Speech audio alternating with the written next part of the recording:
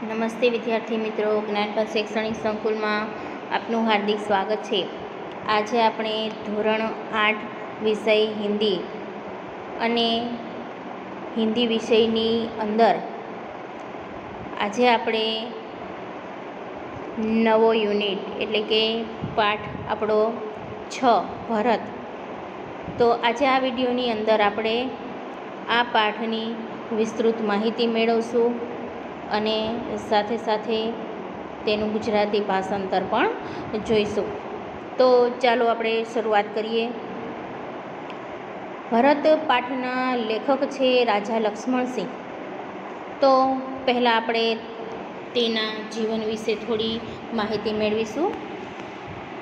1926 में आगरा में जन्मे राजा लक्ष्मण सिंह हिंदी, संस्कृत, अंग्रेजी, फारसी, बंगला और अरबी भाषा भली भांति जानते थे. એટલે કે 1926માં આગ્રામાં જન્મેલા રાજા લક્ષ્મણસિંહ એ હિન્દી, સંસ્કૃત, અંગ્રેજી, ફારસી, બંગાળી અને અરબી ભાષાઓ તેઓ સારી રીતે જાણે છે. इनकी अनेक पुस्तकों का अंग्रेजी और हिंदी में अनुवाद हुआ है. એટલે કે તેની ઘણી બધી પુસ્તકો છે જેનું ભાષાંતર હિન્દી અને ઇંગ્લિશમાં થયું છે. कालिदास के अभिज्ञान शाकुंतलम, मेघदूत और रघुवंश हिंदी अनुवाद पर इन्हें पुरस्कार दिया गया है. કે કાલિદાસનું જે અભિજ્ઞાન શાકુંતલમ છે, મેઘદૂત અને રઘુવંશમ, તો એનું હિન્દી ભાષાંતર પર એને પુરસ્કાર એનાયત કરવામાં આવેલો છે. તો હવે જોઈએ આપણે આ પાઠનો સારાંશ. कालिदास द्वारा लिखित मूल नाटक अभिज्ञान शाकुंतलम का हिंदी में अनुवाद राजा लक्ष्मण सिंह ने किया था.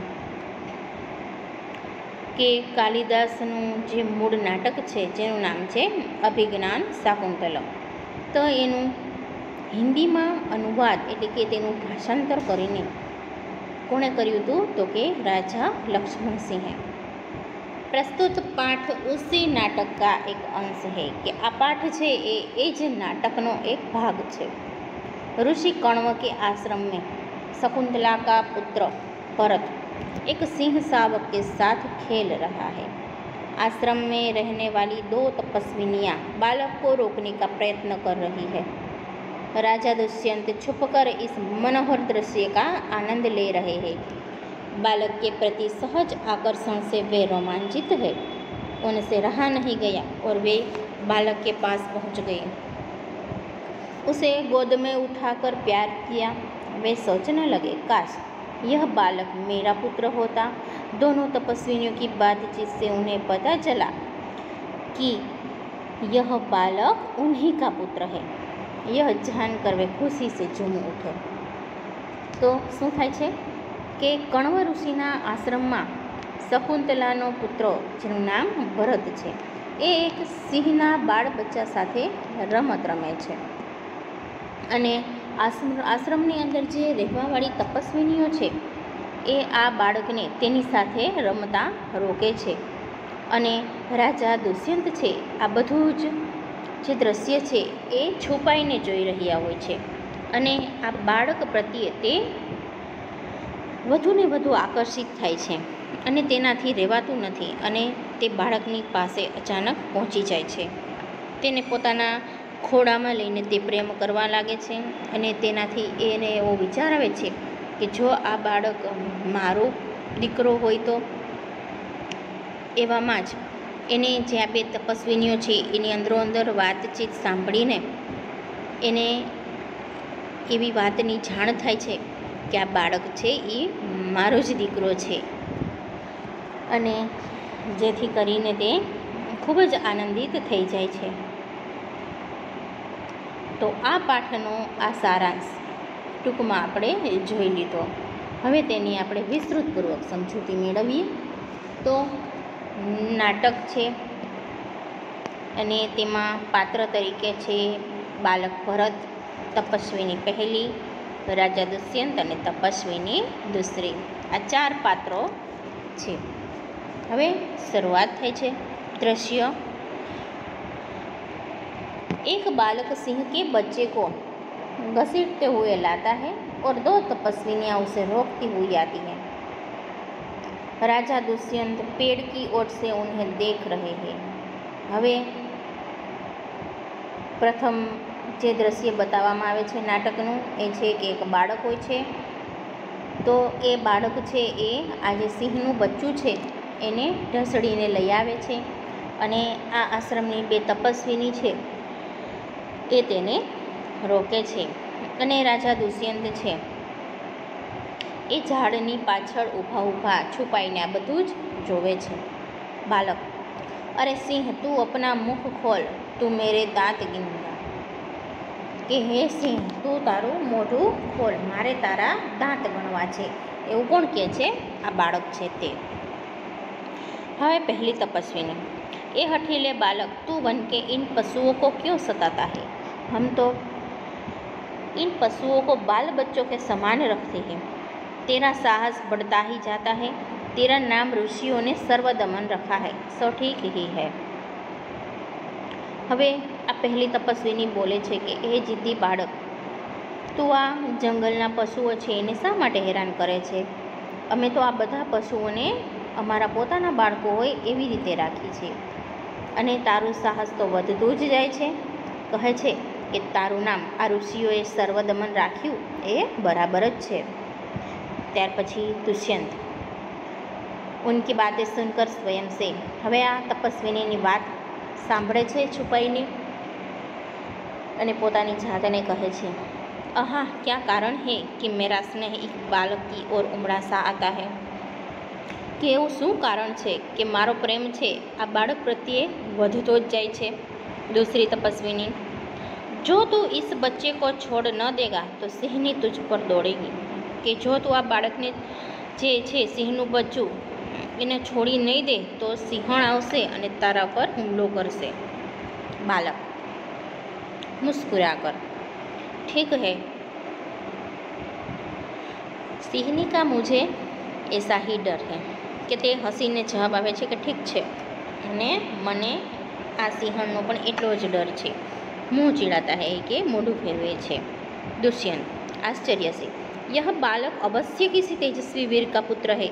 इसका मुख अग्नि के समान दमक रहा है। હવે દુષ્યંત રાજા પોતે જ કહે છે કે આ બાળક છે એ જરૂર કોઈ તેજસ્વી પુરુષનો જ પુત્ર હોઈ શકે કે તેનું મોઢું છે એ અગ્નિની સમાન ચમકી રહ્યું છે। पहली तपस्विनी: है प्यारे बालक, सिंह के बच्चे को छोड़ दे, मैं तुझे खिलौना दूंगी। હવે પહેલી તપસ્વીની છે આ બાળકને મનાવવાની કોશિશ કરે છે કે હે બાળક, તું આ સિંહના બચ્ચાની સાથે રમવાનું છોડી દે, હું તને રમકડાં આપું છું। બાલક કહે છે, હાથ પસાર કર, પહેલા ખિલौना દે દો, લાવો કહા હે, કે પહેલાં મને રમકડાં આપો, ક્યાં છે લાવો। दुष्यंत: दूर से बालक की हथेली को देखकर स्वयं से, કે દૂરથી આ બાળકની હથેળીને જોવે છે। आहा, इसके हाथ में चक्रवर्तियों के लक्षण है, उंगलियों पर कैसा अद्भुत जाल है और हथेली की शोभा प्रातः कमल को भी लज्जित कर रही है। वे પોતે મનોમન વાત કરે છે એવી કે એના હાથમાં તો જુઓ આ ચક્રવર્તીઓના સમાન લક્ષણો બધા જ તેનામાં છે અને તેની આંગળીઓમાં કેવું એક અદ્ભુત આ ઝાડ રચાયેલું છે અને તેની હથેળી તો જાણે સવારના ખીલેલા કમળને પણ શરમાવી દે તેવી છે। दूसरी तपस्विनी: है सखी सुब्रता, यह बातों से न मानेगा। जा, मेरी कुटिया में ऋषि कुमार के खेलने के लिए मिट्टी का मोर रखा है, उससे ले आ। હવે બીજી તપસ્વીની છે એ કહે છે પહેલી તપસ્વીને કે સુબ્રતા એમ કહે છે કે આ બાળક છે એ આપણી વાતોથી કંઈ માને એમ છે નહીં। જા, કુટિયા એટલે કે ઝૂંપડીમાં જઈને આ બાળક માટે થઈને રમવા માટે જે માટીનો બનાવેલો જે મોર છે એને લઈ આવો। પહેલી તપસ્વીની: મેં અભી લી આતી હું, કે હું હમણાં જ લઈ આવું છું એમ કરીને તે જાય છે। બાલક: तब तक मैं इसी सिंह के बच्चे के साथ खेलूँगा, यह कहकर तपस्विनी की ओर देखकर હસતા है કે ત્યાં સુધી તો હું આ સિંહના બચ્ચા સાથે જ હું રમીશ, એવી રીતે તેની સામું જોઈને હસવા લાગે છે. दुष्यंत, आप ही आप, इस सुंदर बालक से खेलने को मेरा मन कैसा ललचाता है. धन्य है वे मनुष्य जो अपने पुत्रों को गोद में लेकर उनके अंग की धूलि से अपनी गोद मेली करते हैं और पुत्रों के मुख अकारण हंसी से खुलकर उज्ज्वल दांतों की शोभा दिखाते हैं और तुतले वचन बोलते हैं. હવે દુષ્યંત છે મનોમન વાત કરે છે કે આ બાળક પ્રત્યે મારું મન કેવું લલચાય છે કે એવા મનુષ્યને ધન્ય છે કે જેને પોતાના દીકરાને ખોળામાં બેસાડીને જે બાળકની જે અંગો ઉપર ધૂળ ચોટી છે એનાથી પોતાનો ખોળો મેલો કરે છે અને આ બધું કરીને જે એ બાળક ઉપર એક નિર્દોષ સ્મિત આવે છે અને એનાથી એના જે દાંતોની શોભા દેખાય છે અને તેની સાથે સાથે જે એ તોતડી જે બોલી બોલે છે એ કેવું સારું લાગે છે. दूसरी तपस्विनी, क्यों रे ठेठ, तो मेरी बात क्यों कान नहीं धरता કે તું કેમ મારી વાત નથી માનતો. इधर उधर देखकर कोई ऋषि कुमार यहाँ है કે કોઈ ઋષિ કુમાર અહીંયા છે, કેમ આમ તેમ તું જુએ છે. दुष्यंत को देखकर, હવે દુષ્યંતને જોઈ જાય છે. हे महात्मा, तुम ही आओ और कृपा करके इस बलि बालक के हाथ से सिंह के बच्चे को छुड़ाओ. કે હવે તમે જ આવો અને મહેરબાની કરીને આ બાળકના હાથમાંથી આ સિંહના બચ્ચાને તમે છોડાવો. दुष्यंत, अच्छा बालक के पास जाकर और हंसकर, હવે એમ કરીને આ બાળકની નજીક જાય છે અને હસે છે. हे ऋषि कुमार, तुमने तपोवन के विरुद्ध यह आचरण क्यों सीखा है जिससे तुम्हारे कुल की लाज जाती है. यह तो कोई अच्छी बात नहीं. बच्चे ने सिंह के बच्चे को छोड़ दिया. હવે બાળક પાસે જઈને કહે છે કે તું આ વનની વિરુદ્ધ જઈને આવું બધું શું કામ કરે છે. તારા કુળની લાજ જાય એવું શા માટે કરે છે. આ તો કોઈ એમ કે છે કે આ સારી બાબત છે નહીં. અને આ સાંભળતા વેત આ બાળક છે એ આ સિંહના બચ્ચાને છોડી દે છે. दूसरी तपस्विनी, हे बड़भागी, यह ऋषि कुमार नहीं है. કે આ કોઈ ऋषि कुमार નથી. दुष्यंत કહે, सत्य है, उसके काम ही ऐसे साहस કે એના કામ જ એટલા સાહસથી ભરેલા છે. यह ऋषि कुमार नहीं जान पड़ता કે આ ऋषि कुमार લાગતો નથી.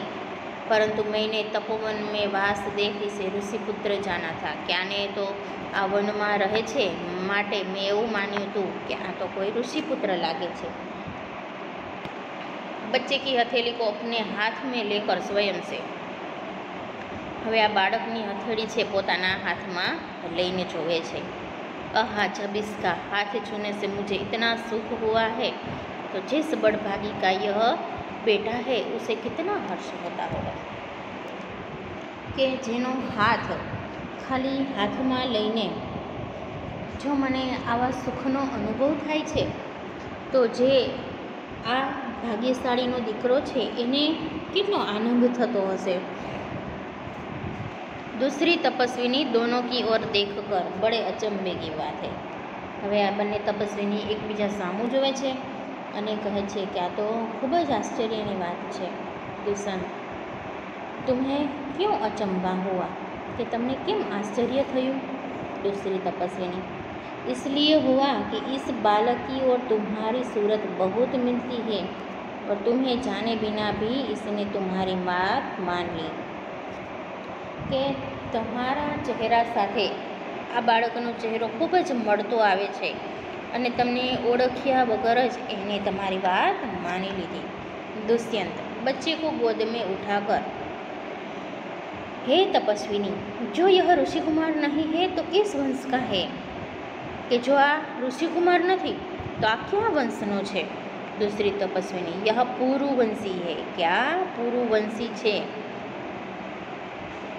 ત્યારે તેને જાણ થાય છે રાજા દુષ્યંતને, અને આમ તેને આ બાળક પ્રત્યે ખૂબ જ લગાવ થાય છે. તો આજે આપણે આ વિડીયોની અંદર આ પાઠની ચર્ચા આપણે અહીંયા સુધી રાખીએ અને ત્યાર પછી નેક્સ્ટ વિડીયોની અંદર આપણે અહીંયાથી આ પાઠની સમજૂતી મેળવીશું. અસ્તુ.